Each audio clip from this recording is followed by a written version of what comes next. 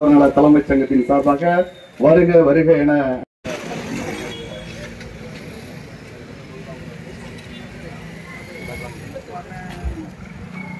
நிகழ்ச்சியானது இப்பொழுது தொடர்ந்து மேலே கட்டிட திறப்பு விழா நடைபெற இருக்கின்றது. அனைவருக்கும் மேலே இடம் கம்மியாக இருப்பதனால் மேலே திறப்பு விழா முடிந்து கீழே நிகழ்ச்சிகள் தொடர்ந்து நல்குமாறு உங்களை அன்புடன் கேட்டுக்கொள்கிறோம். நன்றி. என்று ஒரு தலைமை சங்க கட்டிடம் இப்பொழுது திறப்பு விழா மேலே நடைபெற்றுக் கொண்டிருக்கிறது.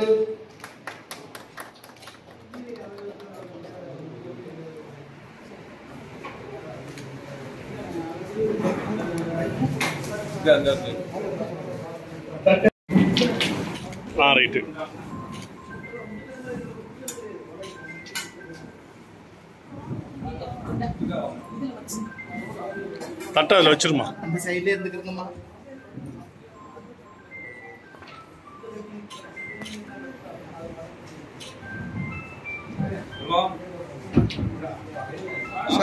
இந்திய சுதந்திர போராட்ட வீரர் மாமன்னர்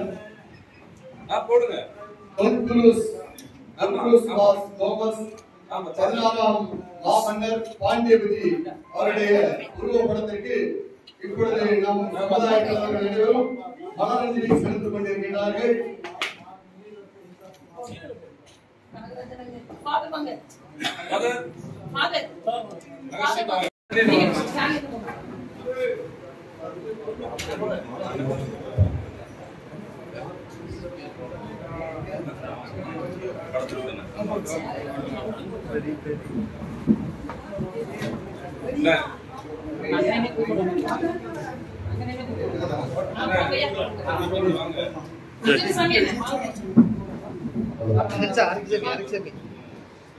அப்படி குற்றமா இருங்கம்மா லைட்டா.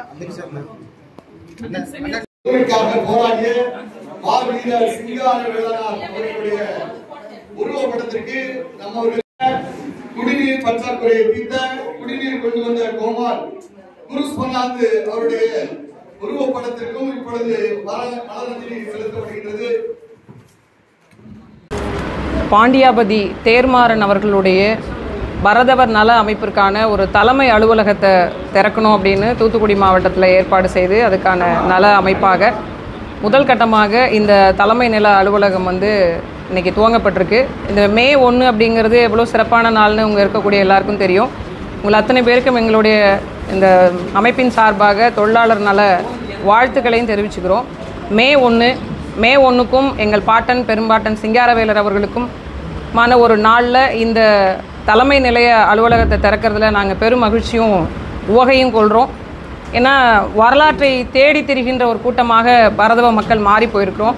வரலாற்றை தெரிந்து கொள்ளாத இனம் வாழாது என்கிற சொல்வது போல வரலாற்றை தேடி ஓடிய கூட்டமாக இன்றைக்கி பாண்டிய மன்னர்களுடைய கடைசி வாரிசாக இருக்கக்கூடிய கடலோடி மக்கள் பரதவ மக்கள் அப்படிங்கிறதுக்கான ஆகப்பெரும் ஆதாரமாக எங்களுடைய மன்னர் பெரும்பாட்டனார் பாண்டியாபதி தேர்மாறன் அவர்கள் இருந்திருக்கிறாங்க. அவர்களுடைய இந்திய சுதந்திர போராட்ட வீரர் அப்படின்னு பறைசாற்றப்பட வேண்டிய ஒரு மனிதர் இன்றைக்கு மறைக்கப்பட்ட வரலாறாக மறைக்கப்பட்ட வாழ்வியல் மன்னனாக இருக்கிறது பெரிய ஒரு வருத்தத்தை அளிக்குது. அதே போன்று நாகப்பட்டினத்தை கொண்ட வர்ணகுலகாத்தான் என்கக்கூடிய இந்திய சுதந்திரத்துக்கான முதல் அடித்தளத்தை வித்திட்ட மன்னருடைய வரலாறும் மறைக்கப்பட்டிருக்கு. கடலோர மக்கள் எங்களுடைய வரலாற்றை தெரிந்து கொண்டு தேடி தேடி எங்களுடைய முன்னோர்களுடைய படைப்பை உருவாக்குறோம். அதுவும் குறிப்பாக இந்த முத்து நகரமான தூத்துக்குடி பரதவர்களுடைய பாண்டியர்களுடைய நிலப்பரப்பாக பெரிதும் இந்த மண் முழுக்க இந்த தென்னகம் முழுக்க ஆளப்பட்ட எங்களுடைய மக்களுடைய வாழ்க்கை வரலாறு சுருங்கிட்டுது. அதை தொடர்ந்து இந்த மக்களுக்கு நாங்கள் தெரியப்படுத்த வேண்டும் என்ற முகத்தான் இந்த பாண்டியாபதியினுடைய தலைமை ஒரு குழுவாக உருவாக்கப்பட்டு அது அமைப்பாக மாறி இன்றைக்கி ஒரு பரதவருக்கான ஒரு தலைமை மையமாக தூத்துக்குடி மாநகரில் இன்றைக்கி துவங்கியிருக்கிறோம். மே 1 தொழிலாளர் தினம். உழைப்பிற்கென்றே பெயர் பெற்ற மக்கள் கடலோடி மக்கள் பரதவ மக்கள். அந்த நாளான இன்றைக்கி இந்த தலைமை நிலையத்தை திறக்கிறதுல எங்கள் மக்கள் இந்த இடத்துக்கு பார்க்கும்போது நாங்கள் எவ்வளோ பெரிய வரலாற்று சிறப்பு மிக்க தொல்குடிகள் அப்படின்னு தெரிந்து கொள்ளவும் தங்களுடைய வரலாற்றை தேடுகின்ற இனத்திற்கான ஒரு அடையாள பொருளாக இந்த தலைமை நிலையம் அமையும் என்கிற ஒரு ஆற்றாமையோடு திறந்திருக்கிறோம். உங்கள் எல்லாருக்கும் இந்த நேரத்தில் மிகப்பெரிய ஒரு வேண்டுதலையும் வைக்கிறோம். எங்களுடைய வரலாற்றை கடத்துங்கள், அடுத்தடுத்த தலைமுறைக்கு கொண்டு சேர்க்க வேண்டும் என்ற எங்களுடைய எண்ணத்தை பறைசாற்றுங்க. குறிப்பாக கடலோர மக்களுக்கான பிரச்சனைகள்னு பல ஆண்டு காலமாக நாங்கள் சொல்லிக்கிட்டே இருக்கிறோம். இவ்வளோ பெரிய ஒரு மன்னன், இந்த மண்ணை கட்டி ஆண்ட மன்னன், அவருடைய மணிமண்டபத்தை அமைச்சு கொடுங்கன்னு பல்வேறு கோரிக்கைகள் வச்சுருக்கோம்.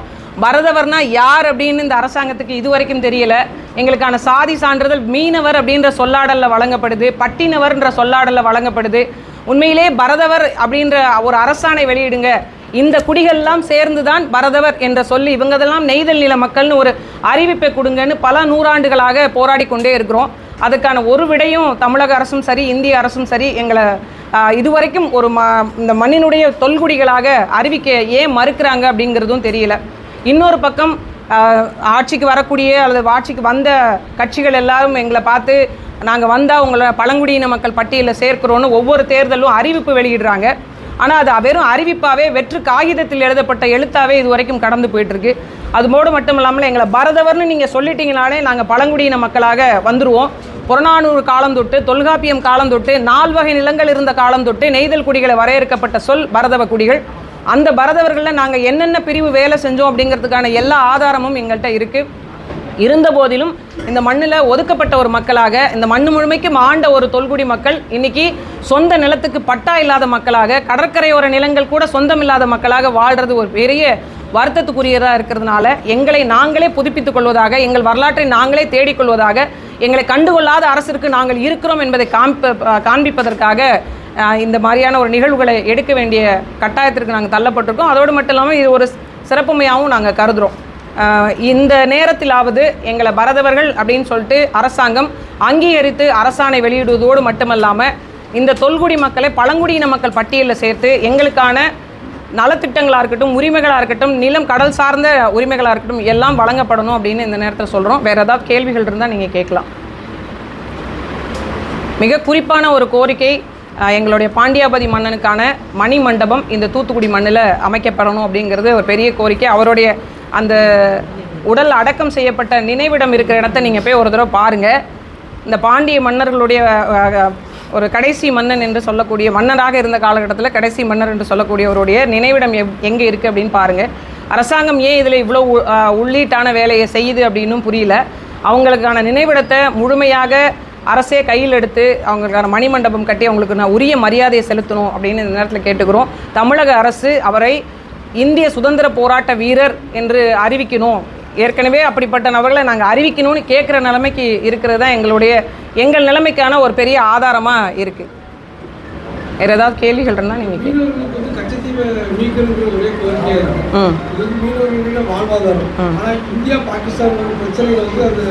ஒப்பந்தத்தை வந்து இந்தியா வந்து உடனே ரத்து செய்யதான் சொல்றாங்க. ஆனா அப்படி ஒரு ரத்து செய்யும் போது இது ஒரு மீனவர்களுடைய வாழ்வாதாரம், இதையும் ரத்து செய்ய முடியுமா? இல்லை, கச்சத்தீவு அப்படிங்கிறது இப்போ இருக்கிற கட்சிகளுடைய பிரதான ஒரு சொல்லாடல். தேர்தல் நேரத்துக்கான ஒரு இந்த சின்ன பிள்ளைங்க வச்சு விளையாடுற பொருள் மாதிரி அந்த கச்சத்தீவை பார்க்குறாங்க. கச்சத்தீவு என்பது தமிழக மக்களுடைய சொத்து, ராமநாதபுரம் மன்னருடைய சொத்து. அதை தூக்கி கொடுக்குற அதிகாரமே இந்திய அரசாங்கத்துக்கு கிடையாது. ஒவ்வொரு முறையும் தேர்தல் வரும்போது பாருங்களேன், எல்லா பிரதான கட்சிகளும் சொல்கிற ஒரு காமன் டேர்மாக மாறிடுச்சு கச்சத்தீவு மீட்புங்கிறது. ஏன் கொடுத்தீங்கன்ற கேள்விக்கு இல்லை, யாரை கேட்டு கொடுத்தீங்கிற கேள்விக்கும் விடை இல்லை, யாரோட சொத்தை யார் தூக்கி கொடுக்கறதுன்ற கேள்விக்கும் விடை இல்லை. அப்போ இருக்கும்போது கொடுத்தது தான் ஒரு பக்கமும், இல்லை கொடுத்தது திருப்பி எடுக்கணும்னு ஒரு பக்கமும் இந்த மாதிரியான சொல்லாடல்கள் தான் போயிட்டு இருக்கே தவிர அது எங்களுடைய உரிமை. இந்த மண்ணுடைய எல்லா சினிமா டயலாக்லாம் சொல்லுவாங்களே, ஒரு பிடி மண்ணை கூட இங்கேருந்து அயலான் கொண்டு போனாங்க விட மாட்டேன், இவ்வளோ பெரிய ஒரு தீவை கொண்டு போயிட்டாங்க. இப்போ அந்த தீவு அதிகமாக போனதுனால அந்த பகுதியினுடைய, அதாவது இலங்கையினுடைய கடல் எல்லை அதிகமாகிடுச்சு, தமிழ்நாட்டினுடைய கடல் எல்லை சுருங்கிடுச்சு. இது மட்டும், இந்த மீட்பு மட்டும் இந்த மீனவ மக்களுடைய பிரச்சனையை தீர்க்குமானா அதுவும் இல்லை. கச்சத்தீவு மீட்பு என்பது எங்களுடைய உரிமை மீட்பு, எங்களுடைய தாயகத்தினுடைய ஒரு பங்கை வந்து கொடுத்துருக்குறாங்க, அதை மீட்கணும், அது வந்து கட்டாயம். அதே நேரம் கச்சத்தீவு மீட்பு மட்டும் கடலோர மக்களுடைய பிரச்சனை தீர்த்திடாது. இதை தாண்டி மீன்பிடி முறைமைகளில், கடலோர பங்கீடுகளில் பிரச்சனைகள் இருக்குது. இதை இந்திய அரசாங்கம் ஒரு பொருட்டாவே கருதலை. இந்த செய்திகளே இந்திய அரசாங்கத்தினுடைய செவிக்கு எப்படி போகுதுன்னே தெரியல. வெளியுறவுத்துறை அமைச்சருக்கு போகுதா? ஏன்னா இலங்கைக்கு போகிறாங்க, இந்திய நாட்டினுடைய பிரதமர் இலங்கைக்கு போகிறாங்க, அங்கே போய் என்ன பேசுவாங்க, இல்லை அந்த அமைச்சர்களோடு சந்திக்கிறாங்க அப்படின்னா என்ன பேசுவாங்க? ஏற்கனவே கடலோர மக்கள் வந்து அங்கே பாதிக்கப்பட்டு, பிடிக்கப்பட்டு, படகுகள் பிடிக்கப்பட்டு, ஏன் குண்டடிப்பட்ட மக்கள் கூட அங்கே இருக்கிறாங்க. அவங்களுக்கான உரிய சிகிச்சை அல்லது விடுதலை படகுகள் பறித்து வச்சுருக்காங்க. அதுக்கான ஒரு முறையான தீர்வு எட்டப்படவே இல்லை. நீங்கள் தினசரி செய்தித்தாளை திறந்தீங்க அப்படின்னா 4 படகு பிடிப்பட்டது, 20 மீனவர்கள் பிடிப்பட்டாங்க, இது ஒரு செய்தியாக போயிட்டுருக்கே தவிர இது இங்கே இருக்கிற மக்களும் இந்த மண்ணினுடைய பிரஜைகள் தான், இந்த மக்கள் இந்த நாட்டினுடைய குடிமக்கள் தான்ன்ற பார்வை இந்திய அரசாங்கத்துக்கும் இல்லை, தமிழக அரசாங்கத்துக்கும் இல்லை. கச்சத்தீவு மீட்கணும், மீனவர்கள் உரிமைக்காக அரசியல் அப்பாற்பட்டு ஒரு குழுவில் அமைச்சு ஒன்றுமே குழுவெல்லாம் அமைக்கவே தேவையில்லைண்ணே. நீங்கள் இந்த குழுக்கள் இது வரைக்கும் தமிழ்நாட்டிலையும் சரி இந்தியாவிலையும் சரி அமைக்கப்பட்ட குழுக்கள் செய்த வேலைகளோட பட்டியலை மட்டும் சொல்லுங்களேன். நீங்கள் ஒன்றுமே செய்ய வேண்டாம். எதற்காக கச்சத்தீவை கொடுத்தீங்க? இல்லை இந்த காரணங்கள் எல்லாம் நம்ம தேடவே தேவையில்லை. ஒரு நாடு இப்போ நீங்கள் சொன்னீங்கல்ல, பாகிஸ்தானுக்கும் இந்தியாவுக்கும் நடுவில் போட்ட ஒப்பந்தத்தை ரத்து செய்கிற அதிகாரம் மிகுந்த மத்திய அரசு உடனடியாக ஒரு அதிகாரத்தை பிரயோகம் பண்ணி, இல்லைங்க எங்கள் மக்கள் இதனால் பாதிக்கப்படுறாங்க, நான் கச்சத்தீவை மீட்டு இது என் நிலம் கொடுத்தேன், இவ்வளோ நாள் வச்சுருந்துட்டீங்க, போதும் கொடுங்கன்னு திருப்பி எடுக்கிறதுல என்ன பிரச்சனை? இது நட்பு நாடு. நீங்கள் சொன்னால் அவங்களே கொடுத்துட்டு போகிற அளவுக்கு தான் இருக்காங்க. பொருளாதாரத்தையும் சரி எல்லாவற்றிற்கும் நம்பி இருக்கக்கூடிய ஒரு நாடு தான் இலங்கை. அவங்கள்ட்டேருந்து இந்த கச்சத்தீவை மீட்கிறதுல என்ன பிரச்சனை? இது ஒரு அரசியல் தந்திரமாக அந்த நேரத்துக்கான கையாளக்கூடிய ஒரு பொருளாகத்தான் கச்சத்தீவு பார்க்கப்படுதே தவிர இது நிரந்தர தீர்வு எட்டப்படணும், கடலோர மக்களுடைய பிரச்சனை தீர்க்கப்படணும், இது என் மண்ணினுடைய உரிமை, எங்களுக்கான உரிமை மட்டும் இல்லை, தமிழக அரசுக்கான உரிமையும் தான் அந்த நிலம், இல்லை இந்திய அரசு ஒன்றிய அரசுக்கான நிலமும் தான் அந்த நிலம் அப்படிங்கிற பார்வை குறைஞ்சதுனால தான் இதனுடைய விளைவு இப்படியே இருக்கு. வேற எதுவும் கேள்விகள் இருக்கு? இப்போ புதிதாக ஒரு விஷயத்தை கொண்டு வந்திருக்காங்க. கன்னியாகுமரி, சென்னை உள்ளிட்ட பகுதிகளில் கடலில் ஹைட்ரோ கார்பன் எடுக்கிற திட்டம், அதுக்கான ஒப்புதல் வழங்கப்பட்டிருக்கு. இது இந்த பார்வை எப்படி பார்க்கறதுல, நிலத்தில் ஹைட்ரோ கார்பன் எடுக்கிறதே தடை செய்யணும் அப்படின்னு சொல்லிட்டு பல்வேறு போராட்டங்கள் எழுந்துள்ள உங்களுக்கு தெரியும். மீத்தேன் எதிர்ப்பு, ஹைட்ரோ கார்பன் எதிர்ப்புன்னு பல்வேறு விவசாய பெருங்குடி மக்கள், கடலோர மக்கள், ஒருங்கிணைந்த தொழிலாளர்கள்னு நிறைய பேர் போராடி வேண்டான்னு சொல்லிட்டு இருக்கிற இந்த தருவாயில் கடலில் ஹைட்ரோ கார்பன் எடுக்கிற திட்டத்தை கொண்டு வராங்க. அது முன்னாடி சொல்லப்பட்டது மரக்காணத்திலேருந்து நாகப்பட்டினம் வரைக்குமான கடல் பரப்புக்கு ஏற்கனவே ஒப்பந்தம் போடப்பட்டது. அதன் மூலமாக நிலமும் கொடுத்துருந்தாங்க ONGC மற்றும் வேதாந்தா குழுமத்திற்கு. மீண்டும் இப்போ கன்னியாகுமரி, சென்னையும் தான் விடுபட்டு இருந்தது. தூத்துக்குடியிலேருந்து தொடங்கி, தூத்துக்குடியினுடைய அடுத்த மாவட்டம் திருநெல்வேலி தொடக்கத்திலேருந்து தொடங்கி கன்னியாகுமரி உள்ளிட்டு இந்த பக்கம் சென்னை, பழவேற்காடு உள்ளிட்ட பகுதிகளில் மீண்டும் ஹைட்ரோ கார்பன் எடுக்கிற திட்டத்துக்கு அனுமதி வழங்கப்பட்டிருக்கு. இது வன்மையாக கண்டிக்கத்தக்க ஒன்று. கடல் சூழியல் அப்படிங்கிறது பாதுகாக்கப்பட வேண்டிய ஒரு பெட்டகம். பல லட்சக்கணக்கான உயிரினங்கள் வாழக்கூடிய ஒரு பெரிய அமைவிடம், ஒரு புவியினுடைய மிகப்பெரிய ஒரு கோலத்தில் இருக்கக்கூடிய ஒரு மிகப்பெரிய விஷயமாக கடல் இருக்குது. அப்படி ஒரு அனைத்து உயிர்வாழ்னுடைய மையமாக இருக்கக்கூடிய கடலை போயிட்டு நீங்கள் துளையிடுவோம், ஒரு துளை போடுறீங்க, இந்த இடத்துல ஒரு ட்ரில் போடுறீங்கன்னா 5 கிலோமீட்டர் சுற்றளவுக்கு எந்த படகும் வரக்கூடாது, மீன்பிடி வலைகள் மீன் பிடிக்கக்கூடாது அப்படின்னா நீங்கள் சிந்திச்சு பாருங்கள். பழவேற்காடு தொடங்கி கன்னியாகுமரி வரைக்கும் எத்தனை 5 கிலோமீட்டருக்கு எத்தனை குழாய்கள் பதிக்க போகிறாங்க? ONGC நிறுவனம் தரையில் எடுக்கப்பட்ட அளவீட்டுக்கே இவங்களால் அதுக்கான உள்ளீட்டு பொருட்களை வெளியில் எடுக்க முடியாமல் திணறிட்டு இருக்கும்போது கடலில் மீண்டும் ஹைட்ரோ கார்பன் எடுக்கிற திட்டத்தை எப்படி அனுமதிக்கிறாங்க, எப்படி அதுக்கான ஒப்பந்த புள்ளி கோர்றாங்க அப்படின்னு பல்வேறு கேள்விகள் இருக்குது. கடற்கரை மக்களை, அந்த கடலையே நம்பி வாழக்கூடிய கடற்கரை மக்களை எந்த கருத்து கேட்பும் நடத்தாமல் இது போன்ற அனுமதி வழங்குவது ஒரு வல்லாதிக்க நாட்டில் கூட நடக்காது. முதலாளித்துவ நாட்டில் கூட இந்த மாதிரியான ஒரு முறைகள் இருக்காது.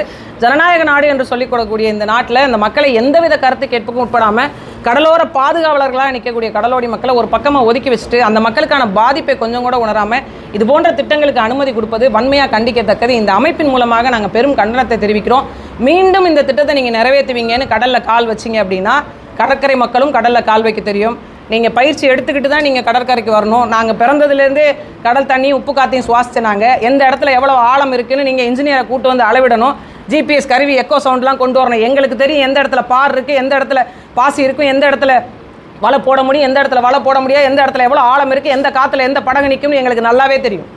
நீங்கள் சேது சமுத்திர கப்பல் கால்வாய் திட்டம்னு ஒன்று கொண்டு வந்தீங்க. ஆரம்பத்துலேருந்தே ஒரு சாமானிய கடலோடி சொன்னால் இந்த திட்டம் பேர் ஒரு ஃபெயிலியர் ப்ராஜெக்ட்டுன்னு 1200 கோடிக்கு மேலே காசை அநியாயமாக மக்களுடைய வரிப்பணத்தை கடலில் கொட்டி பிறகு சொன்னீங்க ஃபெயிலியர் ப்ராஜெக்ட்னு. இப்போ நாங்களும் சொல்கிறோம் ஹைட்ரோ கார்பன் திட்டம் இட்ஸ் ஃபெயிலியர் ப்ராஜெக்ட். கடலில் எடுக்கிறது மீண்டும் இது போன்ற ஒரு அபாயகரமான கடல் சூழியலுக்கு ஆபத்தை விளைவிக்கின்ற, கடலோடி மக்களுக்கு ஆபத்தை விளைவிக்கின்ற திட்டங்கள் உடனடியாக நிறுத்தப்படணும், கைவிடப்படணும்னு இந்திய அரசுக்கு நாங்கள் இந்த சங்கத்தின் வாயிலாக, அமைப்பின் வாயிலாக கோரிக்கை வைக்கிறோம். இல்லை வேண்டாம், நம்ம கொஞ்ச நாள் பார்த்துட்டு போவோம் அப்படிங்கிற மாதிரி அப்படியெல்லாம் எந்த இன்ஸ்ட்ரக்ஷனும் இல்லைங்க. நான் தொடர்ந்து 6 ஆண்டு காலம் குழந்தைகளோட பார்க்காம அரசியல் களத்தில் நின்றுருந்தேன். என் பிள்ளைகள் என்னோடவே இல்லை. 5 ஆண்டு காலம் கிட்டத்தட்ட என் அம்மாவினுடைய வளர்ப்பில் தான் வளர்ந்தாங்க. இந்த ஓராண்டு காலம் தான் என் பிள்ளையை கொண்டு வந்து என்னோட என்னோட ஊர் இருக்கக்கூடிய ஊரில் நான் பள்ளிகளை சேர்த்தேன். அவங்களுக்கான தேர்வு நேரம், அதனால் அவங்க கூட இருக்கணும் அப்படின்னு நினச்சேன். ஒரு 2 மாத காலம் எனக்கும் ஒரு ஓய்வு தேவை இல்லைங்களா? அதனால் இப்போ திடீர்னு அப்படியே முடிச்சுட்டு இன்னொரு இடத்துக்கு ஓட முடியாதுல்ல. அதனால் ஒரு ஓய்வுக்காக கொஞ்சம் ஓய்வில் இருக்கேன். ஆனாலும் மக்கள் பணியில் இருந்துகிட்டு தான் இருக்கேன். இது முடிச்ச பிறகு ஒரு முடிவு. குடும்ப விஷயத்துக்காக அரசியல் விட்டு விலகி இருக்கீங்க. யார் சொன்னா விலகி? இப்போ இதுக்கு பேர் இந்த வேலைக்கு பேர் அரசியலை விட்டு ஒருபோதும் விலக முடியாதுங்க. நான் மட்டும் இல்லை, நீங்களும் தான். அரசியல் இல்லாமல் வாழ்க்கை இல்லை.